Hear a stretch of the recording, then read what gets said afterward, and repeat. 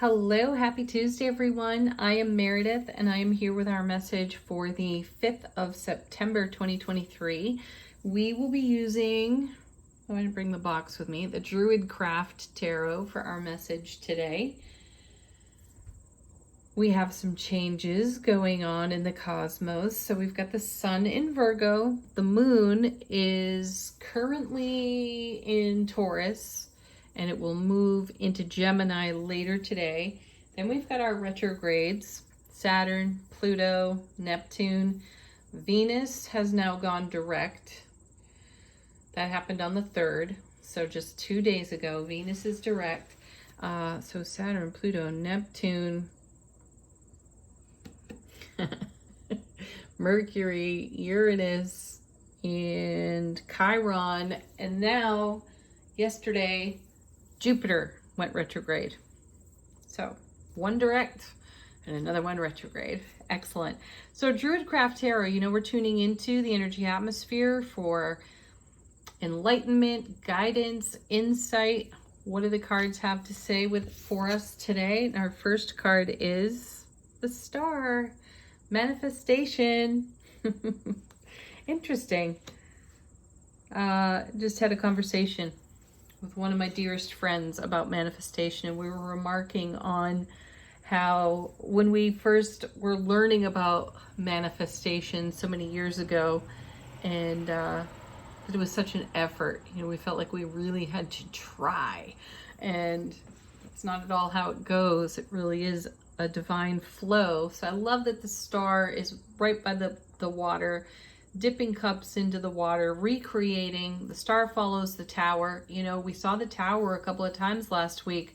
So we were tearing down walls, we were tearing down boundaries, old ways of thinking, using that gorgeous Scorpio energy on the tower to transform. We also saw the Death card, Major Arcana for Scorpio, several times last week as well. So it's quite lovely to start our reading out today with the Star, because now we're into the building phase, beyond the demolition that we've done within the subconscious to upgrade our frequency and set ourselves free from stubborn old patterns, ways of being. Let's see what's next.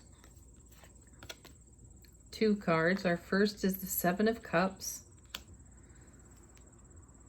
This is pretty sweet, actually. Sevens, as you know, are all about bringing heaven to earth. So that's such a divine message about seeing a 7 turn up. And stereotypically, the 7 of Cups has got a bit of a reputation in tarot for being the future fantasy card, like you're so daydreamy that it's just a fantasy and no action is being taken in the way of manifestation. So it's a bit there are no coincidences. Everything happens for us. So I was going to say it's a bit of a coincidence to see this 7 sit right next to the Star, though really it isn't, because this is a great artistic demonstration of what it is to actually be manifesting. It's in these moments of relaxed joy and peaceful poise within that some of our greatest manifestations germinate. That's the feeling I have. And it's just this kind of relaxed, easy posture. If you really contemplate right now some of your more recent manifestations, or what appears to be a divine coincidence really is a manifestation, because you put something out there and the universe answered it right away.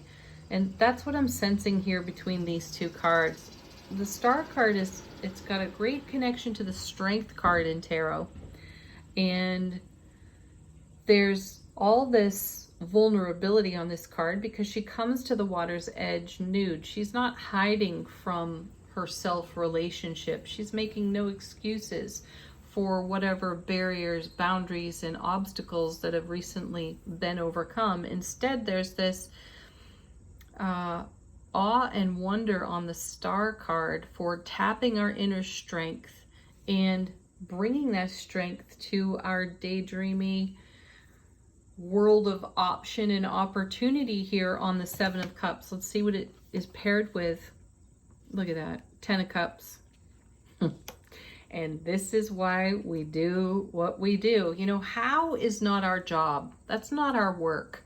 That's the work of the universe. That's the joy of the universe, is to sort out the how. So many of us focus intensely on manifestation in terms of how is that going to happen?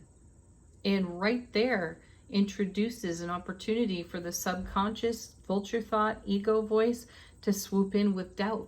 As soon as we're asking how or even when, it's really our job to dream the what, live the what, and then allow it to happen in the unique ways that surprise and delight us. So there's the 10 of Cups. There's the card of fulfillment.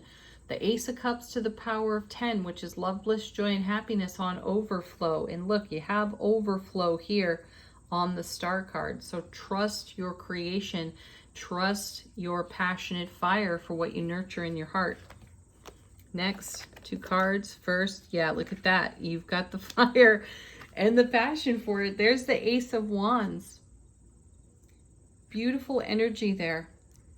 So for those of you who may have a connection to the stereotypical meaning of the 7 of Cups, which is, you know, being spoiled for choice, not knowing how to choose, having too many options, or, you know, living under the vulture thought that if you pick one thing, you'll lose the other option, you know, or that the options will dry up, which is another thing that sometimes comes off that 7 of Cups. That's not the case. Choose within the resonance of your heart space in the now. If there is choice to be made and you choose the thing or the things, all of them, you don't have to limit yourself, that bring you closer to your 10 of Cups life experience, and then be a witness to the divine and cosmic gift. That's what the aces are. They are divine and cosmic gifts. They are the unexpected situations and circumstances that evolve because we're in harmony with our heart space. Coming with the Ace of Wands. Oh, look at this. 6 of Swords. Beautiful card to have in this position as well, because this is a card about momentum in the direction of calmer waters. So there's a very calm energy theme running through these cards. It does not matter where you're coming from energetically. It doesn't matter if you've left a pile of rubble behind in the towers that you took down last week. You're moving in the direction passionately, creatively, ambitiously to calmer waters, which will be on the shore of your 10 of Cups. Next we have, look at this. There's the Temperance card. Excellent. You've got divine alchemy over here with the star. You know, we're dipping the cups into the water. We're creating from our overflow. And now here we are, let's say back at the homestead on the Temperance card, and we've got that water in our cauldron, and we are using divine alchemy to co-create with the divine all everything that brings us into harmony with our 10 of Cups. There are a lot of choices and a lot of options connected to that, so choose the ones that feel like heaven on earth to you. Beautiful, right? Bottom of the deck. How is the universe supporting us? What's going on behind the scenes? And I like to turn these over so I see them when you do, but I peeked at the bottom of the deck. And here's the 3 of Pentacles, which is a great card, because if this is the universe helping us behind the scenes, what better card than the 3 of Pentacles? This is us in divine collaboration, building on our great foundation here, what we're establishing with the Star card, and we're bringing our mastery to it. That's the thing about the 3 of Pentacles. While it's a low number in the suit in terms of the evolution through a suit, this is a card where we tap our self-mastery and we put that into action for ourselves. Usually you're seeing a great work of art being created on the 3 of Pentacles, and there's no novice when it comes to creating a great work of art. You need the master. And this is us being inspired to tap our self-mastery for everything that falls into the realm of the Ten of Cups for us. Then we have the Hermit. Excellent. Core meaning on this card is a quest beckons. And what is the quest when we see the Hermit? I often feel like the Hermit's lantern is lit by the sun, and the sun shines its brilliant clarity into our subconscious, where we have program, where we have belief system, and where we have some perhaps old stubborn patterns. And once we shine a light on that, we begin the quest of harmonizing anything that appears as a subconscious obstacle. Once we realize it, bring it into waking consciousness, then we can work with that. We can garner our gains with it. Excellent. Next card, Six of Wands. Victory and success everywhere. Wealth and success even, I'll say. So there's harmony, there's balance. So we've got this very relaxed, calm energy flowing through the cards. And now we have Six of Wands, homecoming to our own selves, victory, success. That's the self-mastery at work. Eight of Cups showing up again for us. This is the eclipse card. There's almost always an eclipse happening on the card.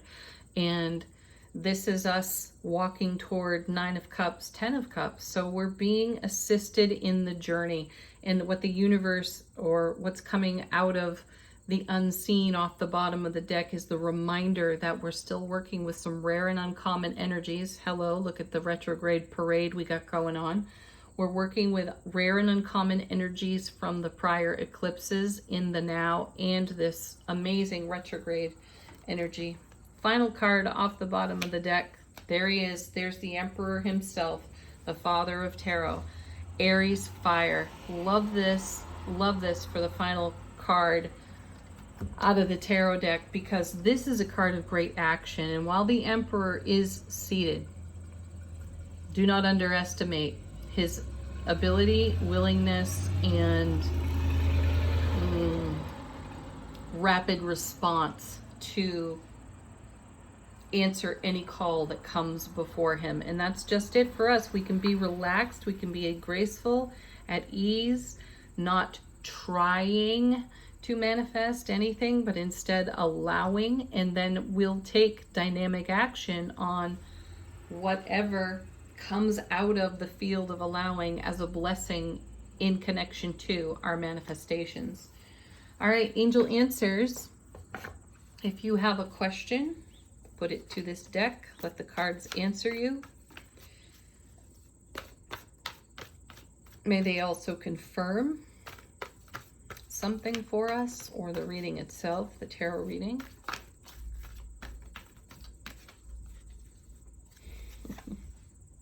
Remain positive. Such a sweet card. This is the reminder that it's your positive, heartfelt energy that fuels your wheel of fortune, your divine delivery system, your star experience over here.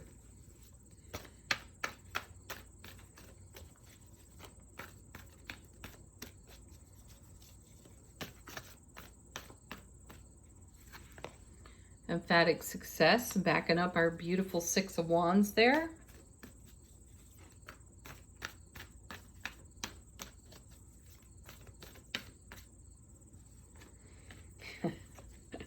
Excellent, perfect timing. That's divine timing, and that is the grace of allowing. Not looking at a clock, not looking at a calendar, not tapping our toe. Eye rolling, heavy sighing because something hasn't met some perceived deadline. Yield to the energy of allowing and be surprised and delighted by what happens. And then emphatic yes. How beautiful.